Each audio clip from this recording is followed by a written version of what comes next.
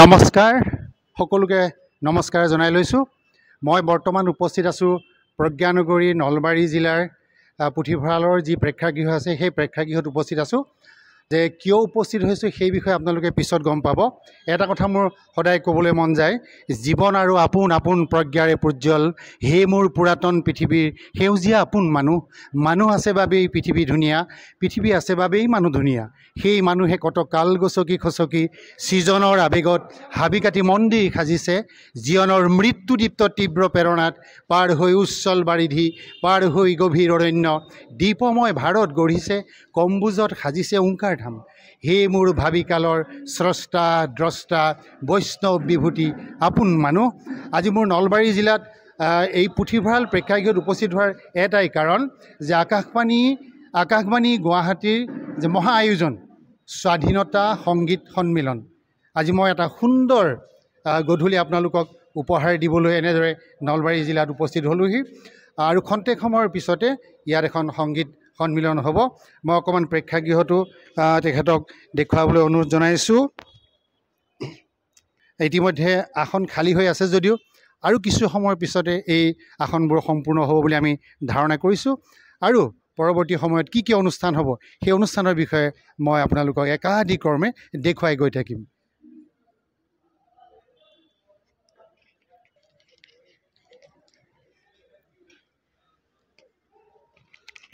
আকাশবাণী বুলি ক'লে এটা নষ্টালজিক অনুভূতি। আজি সেই নষ্টালজিক অনুভূতি আপোনালোকক দেখুৱাম আৰু খন্তেক সময়ৰ পিছতে আপোনালোকে সেই নষ্টালজিক অনুভূতিত নিজেও এগৰাকী সদস্য হ'বলৈ পাব।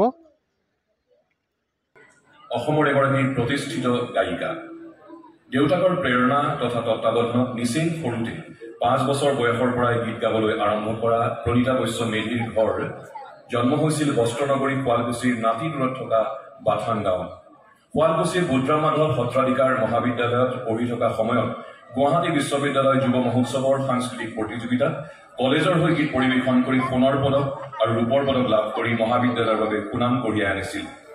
1989 চনত আকাশবাণী গুৱাহাটী কেন্দ্ৰত লোকগীত আৰু 98 চনত অসমীয়া আধুনিক গীত বিষয়ত নিয়মীয়া কণ্ঠশিল্পী আৰু 2019 চনত লোকগীতৰ বিষয়ত A গ্ৰেডৰ শিল্পীৰূপে তেখেতে স্বীকৃতি লাভ কৰে। লোকগীতৰ প্ৰথম শ্ৰব্য কেছেট যুগল কানু, দৈৱকী নন্দন, বসুদেৱ, পিম্পৰা, কৃপাময়, নন্দকুমাৰ, যদুপতি আদি মুক্তি লাভ কৰিছিল। অসম ৰাজ্যিক সংগীত মহাবিদ্যালয়ত কৰ্মৰত শিল্পী কনক মেধিৰ লগত বিবাহপাশত আবদ্ধ হোৱাৰ পাছৰে পৰা স্বামীৰ অনুপ্ৰেৰণা আৰু নিজৰ সংগীতৰ প্ৰতি থকা আগ্ৰহৰ বাবে অসম তথা ভাৰতৰ বিভিন্ন মঞ্চত গীত পৰিৱেশন কৰাৰ লগতে বহুকেইটা অডিঅ' আৰু VCD ছবিত কণ্ঠদান কৰিছে। অসমীয়া চলচ্চিত্ৰ জোনাকী মন আৰু 2013 চনৰ জাংফাই জোনাক নামৰ ছবিখনৰ বাবে ৰাষ্ট্ৰীয় চলচ্চিত্ৰ মহোৎসৱত শ্ৰেষ্ঠ গায়িকাৰূপে সন্মান লাভ কৰিছিল। তেখেতক আমি মঞ্চলৈ আদৰিম প্ৰণীতা বৈশ্য মেধি। তেখেতক সংগত কৰিব দোতৰা কনক মেধি, ডগৰ ঢোলক ৰাজকুমাৰ ৰবি দাস, বাঁহী নিকুঞ্জ পাঠক, গোৱালপৰীয়া ঢোল গণেশ চন্দ্ৰ দাস আৰু পাৰ্কাছনত নিকুঞ্জ মেধি। ভাষাৰ ক্ৰমবিকাশৰ লগে লগে আমি দেখিবলৈ পাওঁ যে বিভিন্ন সময়ত বিভিন্ন শব্দ আমাৰ ভাষাত সোমাইছে। এৰোপ্লেনেই হওক বা কাপপ্লেটেই হওক, যদিও আমি কাপপ্লেটটো অসমীয়াৰ দৰেকৈ ব্যৱহাৰ কৰোঁ, কিন্তু প্ৰকৃত যদি আমি ক'বলৈ যাওঁ পিয়লা পিৰিজ, কিন্তু আমি তেনেকুৱা শব্দবিলাক ক্ৰমান্বয়ে আমাৰ ভাষাত কিছুমান সোমাইছে। ঠিক তেনেদৰে গীততো সোমাইছে আৰু বিভিন্ন প্ৰসংগও ঠাই পায়। জাতিৰ পিতা মহামানৱ মহাত্মা গান্ধী যেতিয়া অসমলৈ আহিছিল, 100 বছৰতকৈ অধিক সময় হৈ গ'ল। সেই সময়ছোৱাত বিভিন্ন গীত মাতত জাতিৰ পিতা মহাত্মা গান্ধীৰ প্ৰসংগও ঠাই পাইছিল। আকাশবাণী গুৱাহাটী কেন্দ্ৰৰ পৰা প্ৰচাৰ কৰা হৈছিল এখনি আলেখ্য গান্ধীক চাবা জানা। এই আলেখ্যখনি ৰচনা কৰিছিল আকাশবাণী গুৱাহাটী কেন্দ্ৰৰ এগৰাকী আমাৰ জ্যেষ্ঠ সদস্য আমাৰ পৰিয়ালৰ ডক্টৰ সূৰ্য ধাষ্টেতি সেই আলেখ্যখন খুব জনপ্ৰিয় হৈছিল তাত মহামানৱ মহাত্মা গান্ধীৰ প্ৰসংগৰে এটি গীত আছিল কেইবাটাও গীত আছিল তাৰ ভিতৰত এটি গীত এতিয়া প্ৰণীতা বৈশ্য মেধিয়ে পৰিৱেশন কৰি তেখেতৰ অনুষ্ঠান আৰম্ভ কৰিব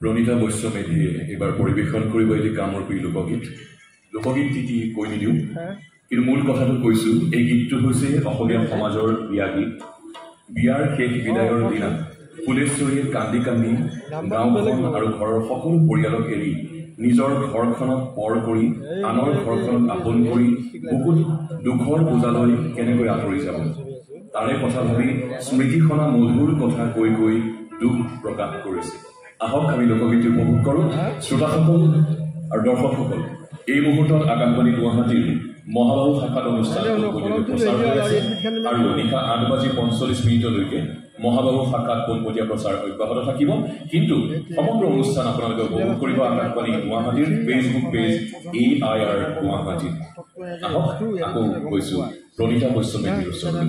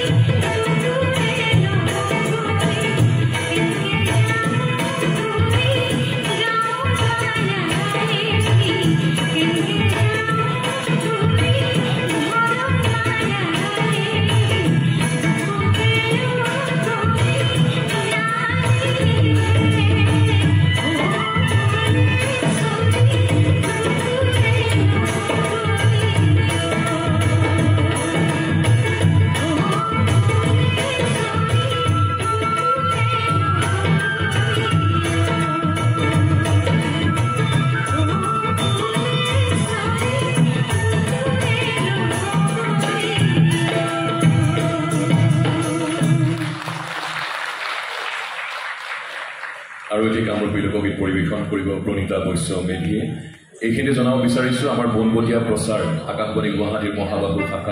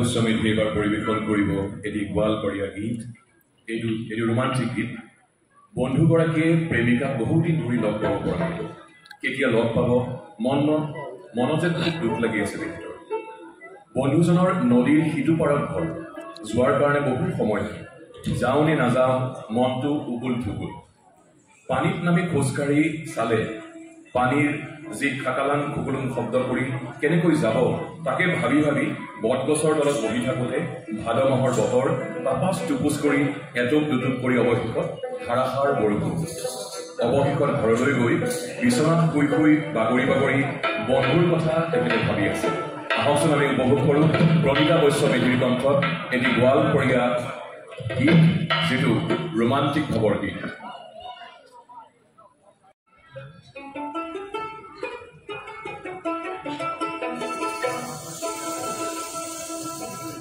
हरे प्रेम जाने ना रसी कलहसा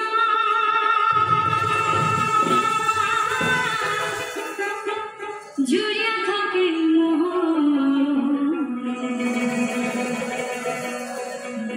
দিনে বন্ধুর সঙ্গে হবে দরিশন